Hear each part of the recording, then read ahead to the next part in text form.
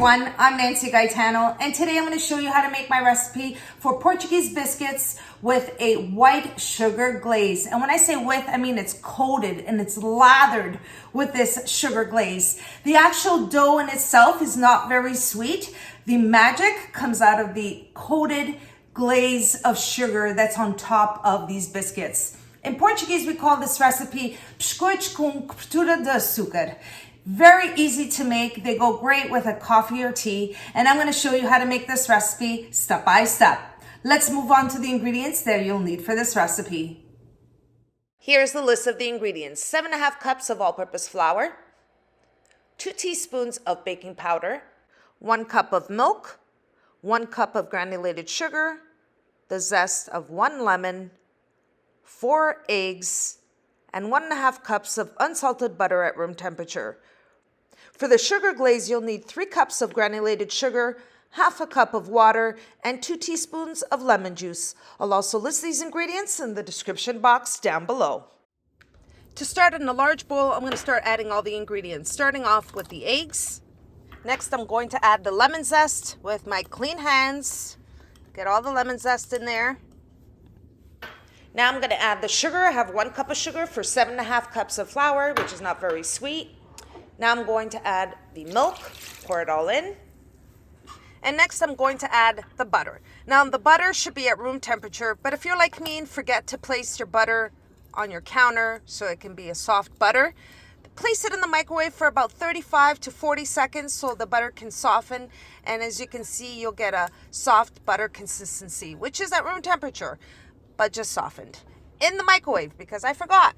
All right, now I have all the butter in there. I'm going to show you the next step. Moving on to the next step, I'm going to use my whisk to combine all the ingredients. You can use your stand mixer if you prefer. I like to eventually combine all of the mixture for the biscoitos with my hands. So I'm going to mix this all together, and then once I have it all mixed, then I'll show you the next step.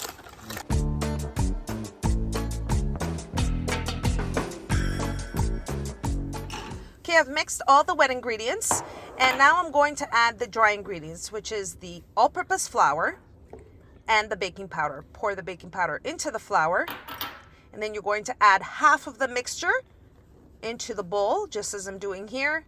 And I'm going to set aside the other half. I'm going to start kneading it with my hands. I like to use my hands because I like to see the texture of the dough. This is going to be a very firm dough of biscoitos. And I'm going to continue kneading it just as you see me doing here.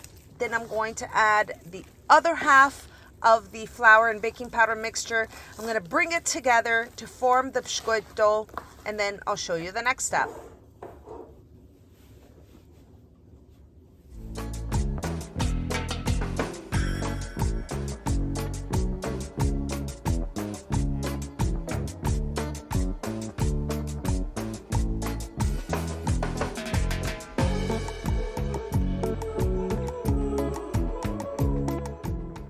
Wow, that was a workout. That I've been eating for about 5 minutes straight. The dough's come together. It's quite firm. I'm going to start kneading or finish off kneading the dough on my counter. And if you'll see the bowl, it's nice and clean. Now I'm going to use the counter to finish the kneading. So I'm going to keep kneading the dough for another 2 to 3 minutes until it comes together and you don't see any more flour.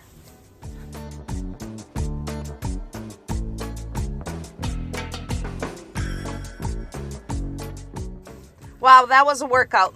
The kneading of the dough for the biscoitos is ready. I have a firm dough, but soft. And I'm going to just press my finger. See, it bounces back. That's the gluten, everybody. I want you to see it again.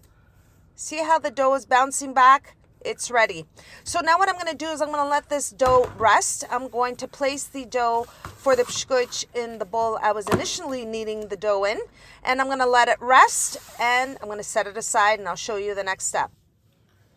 Okay, I let the dough rest for about 20 minutes and I covered it so it doesn't dry out, and here it is. Now I'm just going to set this aside and I'm going to show you what I'm going to do here. I have a baking tray which I'm going to be placing the biscoitos once I roll them. I'm going to spray the pan with some non-stick spray so my biscoitos don't stick to the pan once they're baking. And that should do it.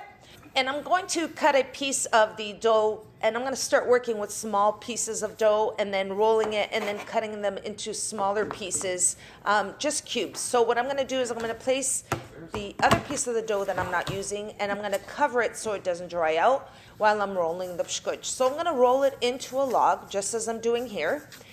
And what I'm going to do is use a pastry cutter to cut the dough into smaller pieces, and then eventually I'll be cutting these strips of dough into halves, and I'll show you that in just a bit. So I'm going to continue cutting the dough just as I'm doing here. I'm just going to set aside the dough so I can roll my biscoito, and you can see I have smaller pieces, so what I'm going to start doing is rolling it into a ball and then using my two hands to roll out the biscoito, starting from the center and working your way out, just as I'm doing here. And you're going to get this rustic looking biscoito once it's baked, but that's the whole idea. So you're going to take it and you're going to pinch the ends, and there is my first biscoito, just like that. I'm going to place it on the baking tray and I'm going to continue rolling the biscoito.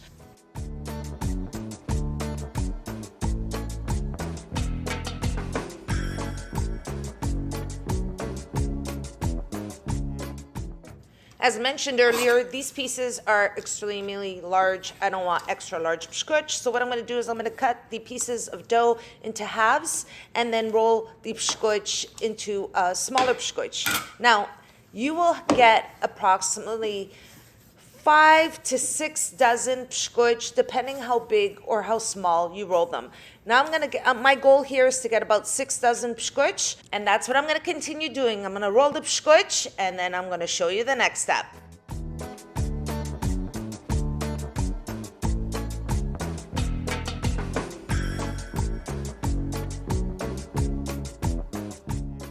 I've rolled all my biscoito. I have about 3 trays, total 6 dozen plus 2.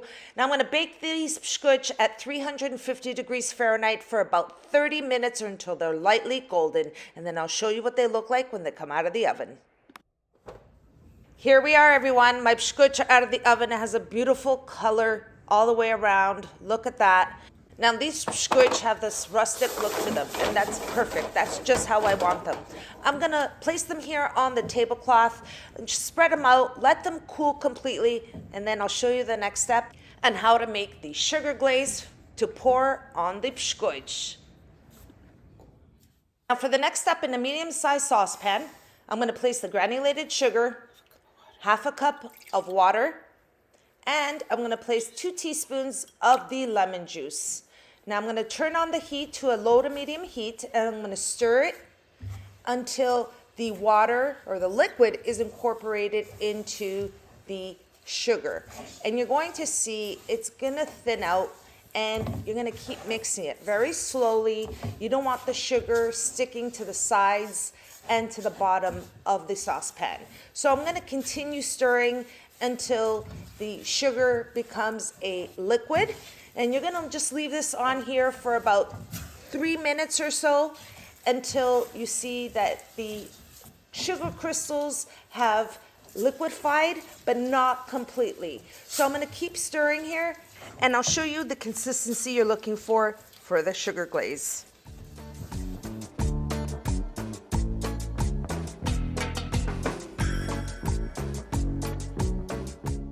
Okay, everybody, I've been mixing here for 3 minutes. You can see that the sugar has liquefied.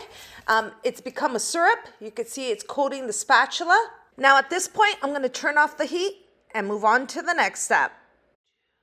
Okay, it's time to pour the glaze on top of the biscoito. Now once I place the glaze on top of the biscoito, I'm going to be doing this in 2 batches. What I'm using here are flat spatulas. It's easier to flip them over and ensure that the biscoito are coated with sugar. Now I'm going to do a couple of flips here. You're going to flip them over as I'm doing here. You can see the glaze at the bottom. You want to make sure that the biscoito are completely coated. I'm going to continue flipping the biscoito here, and then once they're completely coated, I'll show you the next step.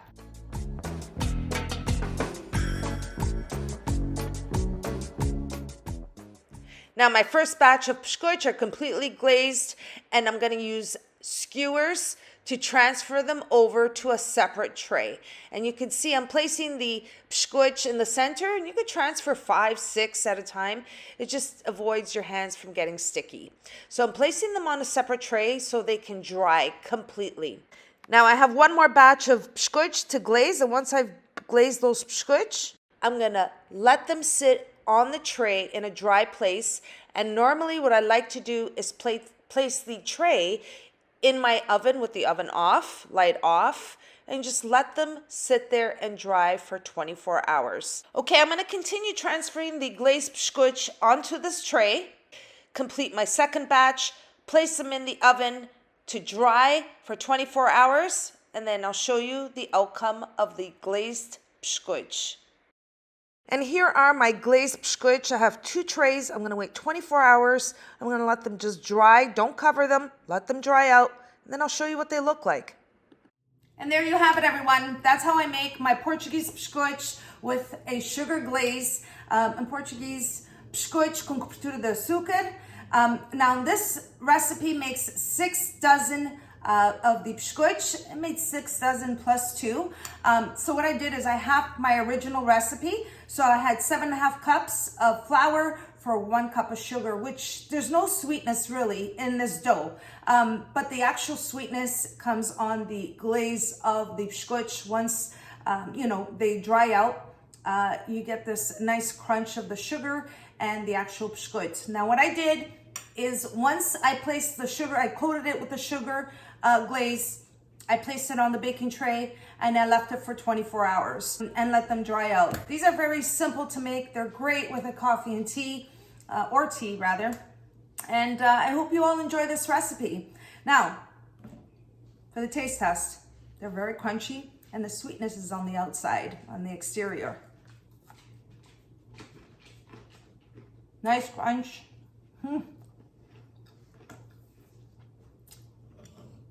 They're just delicious.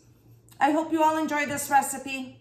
And if you did, don't forget to like and subscribe. And until next time, thanks so much for watching, everyone. Take care.